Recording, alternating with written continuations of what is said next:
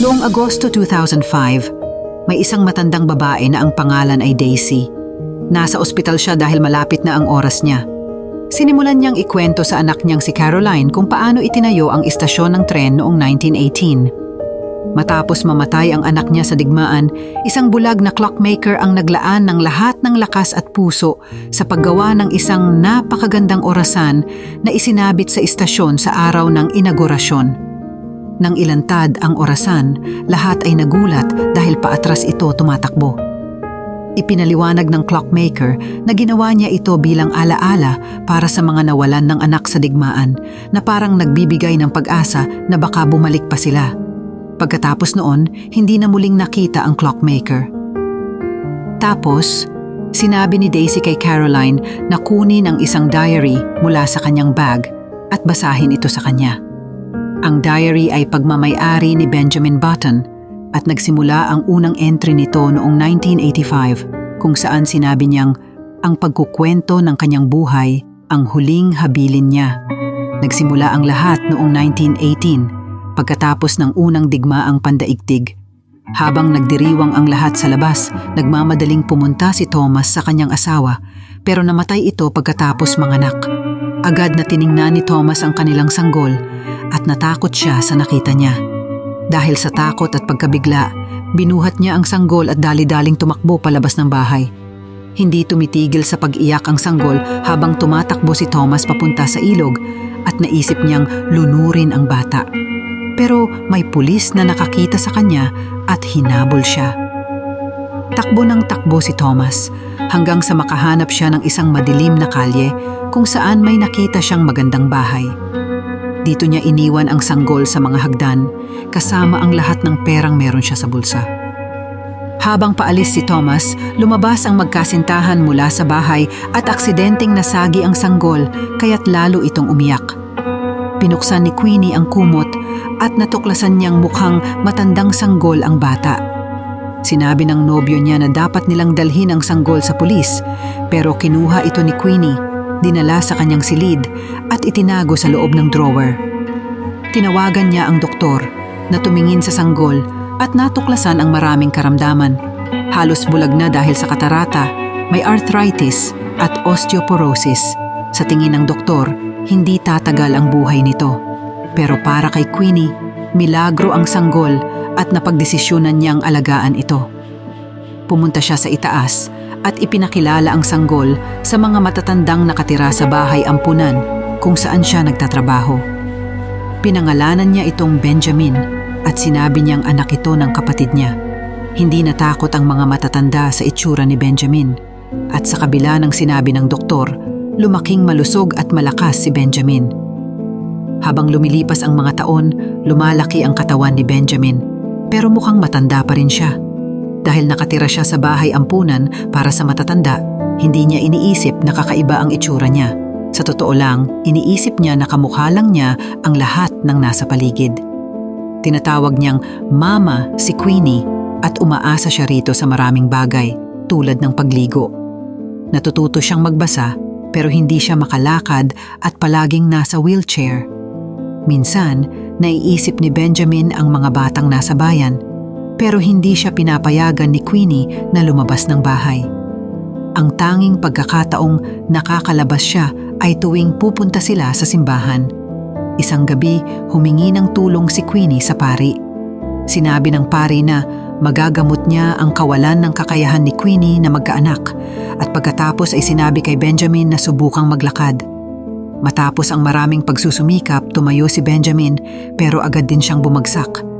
Hinikayat siyang subukan muli at sa wakas nakalakad si Benjamin ng ilang hakbang. Patuloy ang paglipas ng panahon at unti-unting bumubuti ang kalusugan ni Benjamin. Isang araw nakilala niya si Pygmy na pilit siyang hinihila palabas ng bahay para maglibang. Sa unang pagkakataon, sumakay si Benjamin ng streetcar at namangha sa mga kwento ni Pygmy. Nag-inuman sila malapit sa lawa at nagkaroon ng sandaling koneksyon.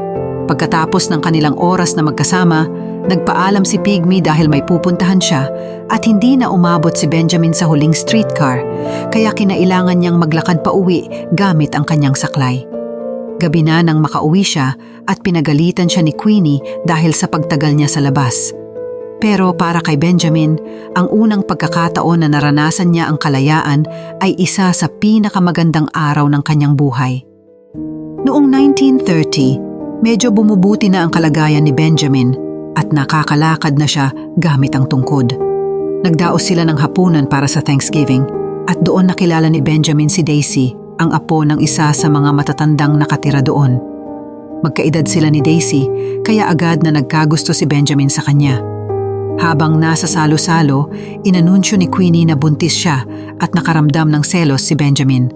Kinagabihan, inanyayahan siya ni Daisy sa loob ng kanyang blanket fort at nagkaroon sila ng isang matamis na sandali na sa kasamaang palad ay naputol nang biglang dumating ang lola ni Daisy. Sa kasalukuyan, nare-realize ni Caroline na ang Daisy na binabanggit sa journal ay ang kanyang ina. Ilang sandali matapos ipanganak ang sanggol ni Queenie, umalis si Pygmy sa lungsod at nagsimulang makaramdam ng kalungkutan si Benjamin. Habang lumilipas ang mga araw, lalo pang bumubuti ang kalusugan ni Benjamin kaya nagagawa na niyang maligo at kumain ng mas matitigas na pagkain dahil sa mas magandang ngipin. May bagong tenant ding nagtuturo sa kanya na tumugtog ng piano dahil wala na siyang arthritis sa mga kamay. Madalas siyang pumunta sa daungan para manood ng mga bangka at isang araw, narinig niya si Kapitan Mike na humihingi ng tulong. Nag-volunteer si Benjamin para sa trabaho at naging janitor ng bangka. Bagamat mababang uri ng trabaho ito, labis ang kasiyahan ni Benjamin dito. Mabilis siyang nakabuo ng pagkakaibigan kay Mike, na nagulat nang malaman niyang hindi pa siya nakakaranas makasama ang isang babae. Akala niya'y sobrang tanda na ni Benjamin. Dinala siya ni Mike sa isang pleasure district at ipinakita ang kanyang mga tattoo habang nagbabahagi ng mga kwento mula sa kanyang kabataan. Nakakagimbal sa mga nagtatrabaho roon ang itsura ni Benjamin, pero isa sa kanila ang pumayag na bigyan siya ng kanyang unang karanasan. Labis na nagulat siya nang ipakita ni Benjamin ang sigla ng isang binatilyo. Nangako siyang madalas na bibisita sa kanya, ngunit sa kanyang paglabas, nakita siya ni Thomas. Sa kalsada, nilapitan ni Thomas si Benjamin at niyaya siyang sumakay. Napadpad sila sa isang bar kung saan natikman ni Benjamin ang kanyang unang alkohol. Uminom sila at nag-usap hanggang magsara ang bar at pagkatapos ay sinama ni Thomas si Benjamin pauwi. Muli siyang pinagsabihan ni Queenie at nagsuka si Benjamin dahil sa kanyang unang hangover. Makalipas ang ilang panahon, habang ginugupitan ng isang tenant, napansin niya na parang mas marami na ang buhok ni Benjamin. Napagtanto ni Benjamin na talagang nagiging mas bata siya araw-araw. Tuwing bumibisita si Daisy sa kanyang lola, naglalaan si Benjamin ng oras para sa kanya. Isang umaga, dinala niya si Daisy sa bangka at na-convince si Mike na isakay sila.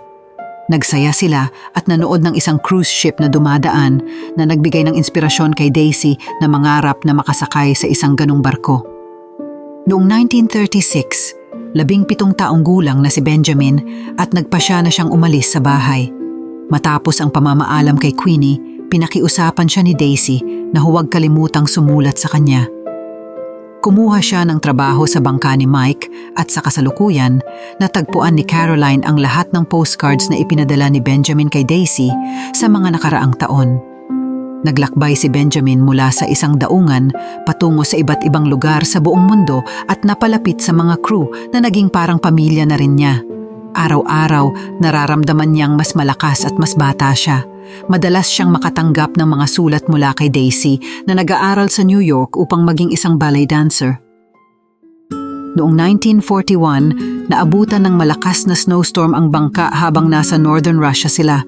Pumunta sila sa isang bar at dito nakita ni Benjamin ang mga tao na nagtatalo na nagbigay sa kanya ng konklusyon na ang mga lasenggo ay pareho lang sa anumang sulok ng mundo. Sa hotel, sumakay si Benjamin sa elevator at nakilala si Elizabeth, isang English woman na hindi masaya sa kanyang kasal. Habang lumilipas ang mga araw sa Russia, nahirapan si Benjamin sa lamig at isang gabi, bumaba siya para hanapin si Elizabeth kaya nag-share sila ng tsaa. Nagkuwento si Elizabeth ng iba't ibang storya tungkol sa mga lugar na kanyang nabisita at nagtagal sila sa pag-uusap hanggang sa magdamag. Nagsimula silang magkita gabi-gabi para mag-usap at unti-unti silang naging mas malapit. Sa kasalukuyan, natagpuan ni Caroline ang isang postcard kung saan sinabi ni Benjamin na siya ay na-in love at biglang bumalik sa alaala ni Daisy ang sakit na naramdaman niya nang matanggap ang postcard na iyon sa paaralan. Habang lumilipas ang mga gabi, ipinakilala ni Elizabeth si Benjamin sa iba't ibang bagong karanasan, tulad ng caviar at vodka. Ibinahagi rin niya na noong siya'y 19, sinubukan niyang maging kauna-unahang babae na makalangoy sa English Channel pero tumigil siya bago makumpleto ito. Kinomfort siya ni Benjamin at bigla silang naghalikan na isa na namang unang karanasan para kay Benjamin. Sa sumunod na gabi, naglakad sila at nagkasundo upang simulan ang isang lihim na relasyon, tulad ng hindi paggamit ng salitang love. Mula noon, ginugol nila ang bawat gabi sa silid ni Benjamin kung saan naging mas daring sila. Pagkalipas ng ilang araw, bumaba si Benjamin at nadiskubre niyang umalis na si Elizabeth. Kinabukasan, inanunsyo ni Mike na binomba ng Japan ang Pearl Harbor at siya'y na-hire ng US Navy para suportahan sila sa digmaan. Nagpasya namang mag-resign ang cook upang makasama ang kanyang asawa kaya't kinuha ni Benjamin ang kanyang trabaho. Pagbalik niya sa kanyang silid upang mag-empake, natagpuan ni Benjamin ang isang sulat mula kay Elizabeth na nagsasabing, "Masaya akong nakilala ka." Sa panahon ng digmaan, ang trabaho ng tugboat ay ang paghila ng mga piraso ng bakal sa dagat, kaya't hindi nila nakikita ang aktwal na laban. May isang sundalo na naitalaga sa bangka upang bantayan sila at nag-enjoy si Benjamin sa mga kwento nito. Ibinigay ng sundalo ang lahat ng kanyang pera kay Benjamin at humiling na ipasa ito sa kanyang asawa kung sakaling may mangyari sa kanya. Nang gabing iyon, narinig ng crew ang isang kampana at nakita ang apoy sa malayo. Ang isang transport ship na may higit sa 1,000 lalaki ay tinamaan ng torpedo at ang bangka ni Benjamin ang unang dumating sa lugar. Sa kasamaang palad, may isang kalaban na submarine sa malapit at nagdesisyon ang crew na pabagsakin ito. Binaril sila ng kalaban at pinaputukan din sila ng sundalo sa bangka. Hanggang sa mabangga nila ito, nawasak nila ang submarine at lumubog. Sa kasamaang palad, walang oras upang ipagdiwang ito dahil tinamaan ng mga bala ang buong crew at kailangan ni Benjamin na magpaalam kay Mike bago ito pumanaw. Kinabukasan, sinagip si Benjamin ng mga kaalyado. Habang itinapon niya ang isang lifesaver mula sa bangka papunta sa dagat, isang hummingbird ang lumitaw at umikot dito. Naalala ni Benjamin na mahal ni Mike ang mga hummingbird at napagtanto niyang bihira itong makita sa gitna ng dagat. Bilang pagtupad sa kahilingan ng sundalo, ipinadala ni Benjamin ang pera sa asawa nito.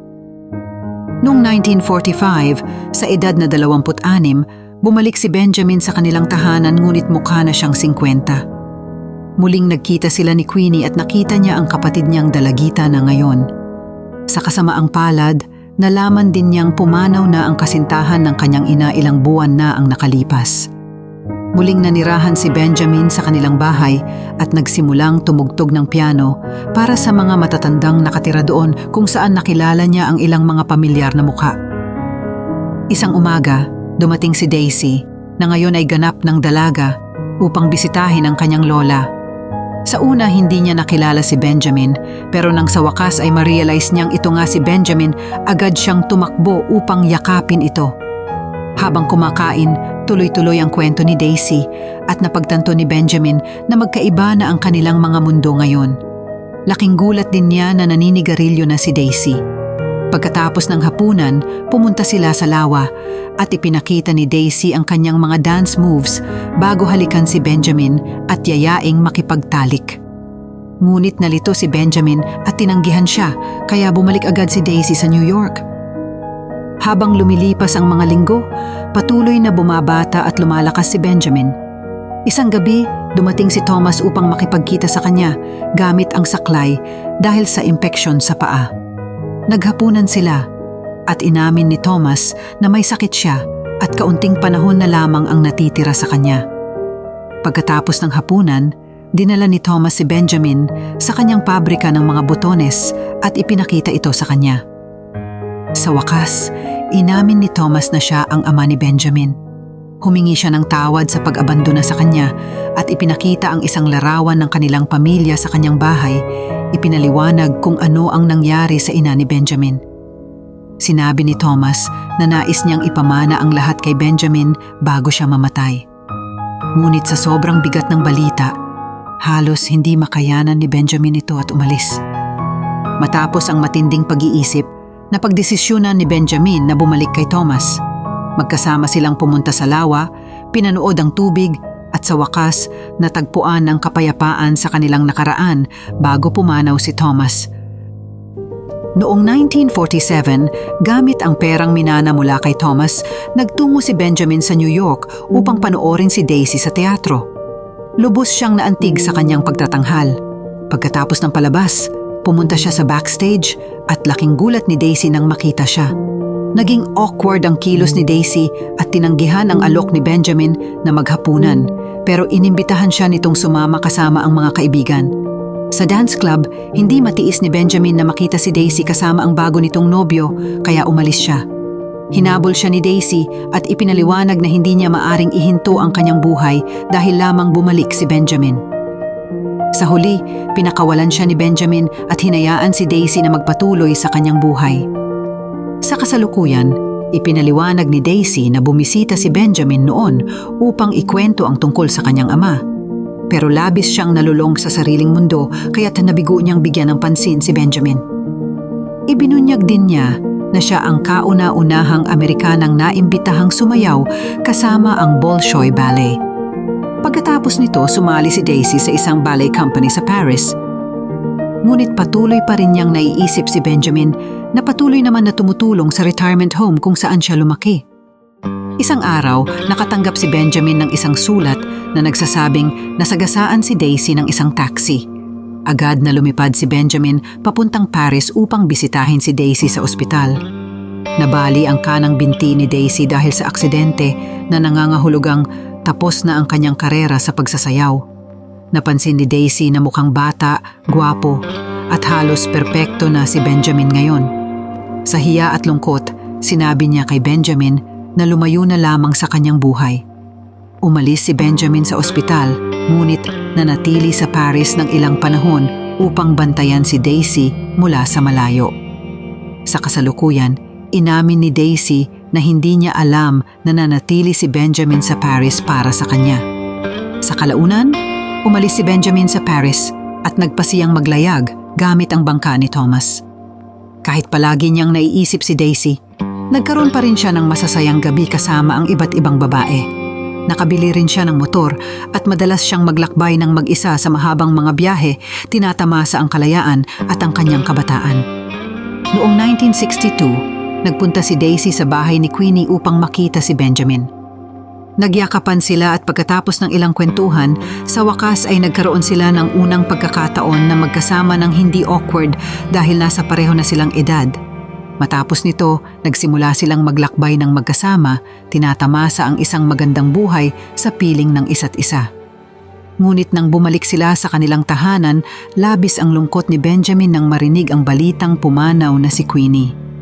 Dumalo sila sa kanyang libing para sa isang huling paalam at pagkatapos ng seremonya, nagdesisyon ang magkasintahan na panahon na upang magsimula muli. Ipinagbili ni Benjamin ang bahay ni Thomas at bumili ng duplex para sa kanilang bagong simula. Maraming saya ang dulot ng pagtutulungan nilang bumuo ng isang tahanan na kanila at sabay nilang pinanood ang Beatles sa TV sa kauna-unahang pagkakataon. Ang kanilang kapitbahay ay isang physical therapist, kaya't sinunod ni Daisy ang payo na magsimula siyang magpunta sa pool. Subalit, ang pagtingin sa mga perpektong katawan ng ibang babae ay nagdulot sa kanya ng kalungkutan. Nandyan si Benjamin upang suportahan siya, at sa kalaunan, nagpasya si Daisy na panahon na upang bitawan ang pagkalugmok sa sarili. Kaya't nagbukas siya ng isang dance studio at nagsimulang magturo sa mga batang babae. Isang gabi, bumisita si Benjamin sa dance studio ni Daisy at ibinalita niya ang isang malaking balita. Siya ay buntis. Naghalo ang damdamin ni Benjamin tungkol sa ideya dahil natatakot siya na ang sanggol ay magiging katulad niya at nag-aalala na hindi siya magiging mabuting ama sa kabila ng kanyang pagbata. Isang gabi sa hapunan, napansin ni Benjamin sa TV na si Elizabeth na ngayoy 68 na ay naging pinakamatandang babae na nakalangoy sa English Channel. Ilang buwan ang lumipas, nanganak si Daisy ng isang malusog na sanggol at pinangalanan itong Caroline bilang pagpapaalala kay Benjamin sa kanyang ina. Sa kasalukuyan, napagtanto ni Caroline na si Benjamin ang tunay niyang ama at na nag-asawa muli si Daisy pagkatapos ni Benjamin. Sa labis na galit, nagmamadali siyang umalis ng silid upang manigarilyo, ngunit pinagsabihan siya ng isang nurse at pinabalik siya. Lumalaki si baby Caroline ng malakas at malusog, ngunit patuloy pa rin ang pag-aalala ni Benjamin tungkol sa kanyang pagbata. Humiling siya kay Daisy na makahanap ng tamang ama para kay Caroline kapag dumating ang oras. Nais pa niyang umalis bago maalala ni Caroline ang kanyang presensya upang hindi masaktan ang kanyang puso. Tumutol si Daisy, ngunit itinuro ni Benjamin na hindi niya kayang alagaan silang dalawa. Matapos ang unang kaarawan ni Caroline, ipinagbili ni Benjamin ang lahat ng ari-arian ni Thomas at inilagay ang pera sa isang savings account para kay Caroline. Pagkatapos, umalis siya sa gitna ng gabi nang hindi nagpapaalam. Sa kasalukuyan, natagpuan ni Caroline ang mga postcard mula kay Benjamin na nakapangalan sa kanya para sa bawat kaarawan. Humihingi ng tawad sa hindi pagpasok sa kanyang buhay.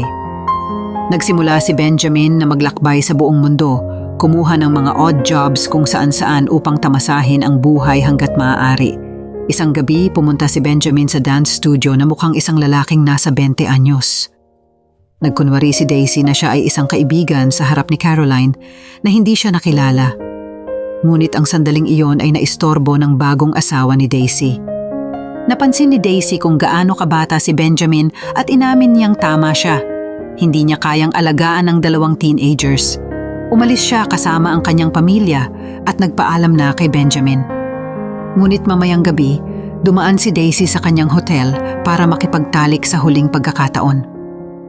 Sa kasalukuyan, napagtanto ni Caroline na nakilala niya si Benjamin na naaalala ang gabing iyon. Ito rin ang huling isinulat niya. Sa TV, inihayag ng balita na papalapit na ang Hurricane Katrina sa kanilang lugar. Sinabi ng nurse kay Caroline na maaari silang magpasya na umalis. Ngunit pinili ni Caroline na manatili dahil alam niyang hindi magtatagal si Daisy. Ipagpapatuloy ni Daisy ang kwento na nagsasabing hindi nagtagal matapos mamatay ang bagong ama ni Caroline, nakatanggap siya ng isang mahalagang tawag. Pumunta siya sa bahay ni Queenie na patuloy na pinamamahalaan bilang retirement home ng kanyang anak. Nalaman niya na natagpuan ng Child Protective Services si Benjamin na nakatira sa isang abandonadong gusali sa New Orleans at sa kanyang journal nakita ang pangalan at address ni Daisy. Nang sabihin ng kapatid ni Benjamin na ayos lang na doon siya manatili, narinig ni Daisy ang tunog ng piano at nagpunta upang tingnan ito. Doon niya natagpuan si Benjamin na muling naging bata, ngunit nagpapakita na ng mga senyales ng demensya. Hindi na siya nakikilala ni Benjamin, ngunit patuloy pa rin ang koneksyon na nararamdaman niya sa kanya. Mula noon, madalas na bumisita si Daisy kay Benjamin at unti-unti niyang nakikita kung paano humihina ang kanyang alaala araw-araw. Nang maging 5 taong gulang si Benjamin, lumipat si Daisy sa retirement home upang alagaan siya. Unti-unti, nakakalimutan ni Benjamin kung paano makipag-usap at lumakad at unti-unti siyang nagiging isang sanggol. Noong 2002, naglagay sila ng bagong orasan sa istasyon ng tren at noong 2003, ibinigay ni Baby Benjamin kay Daisy ang isang huling tingin bago siya pumanaw. Sa kasalukuyan, lumalala ang bagyo at isang alarma ang tumunog sa paligid. Tumakbo si Caroline upang tingnan ang sitwasyon habang si Daisy ay nakakita ng isang hummingbird sa bintana. Sinabi niyang, "Paalam Benjamin," at sa wakas ay pumanaw siya.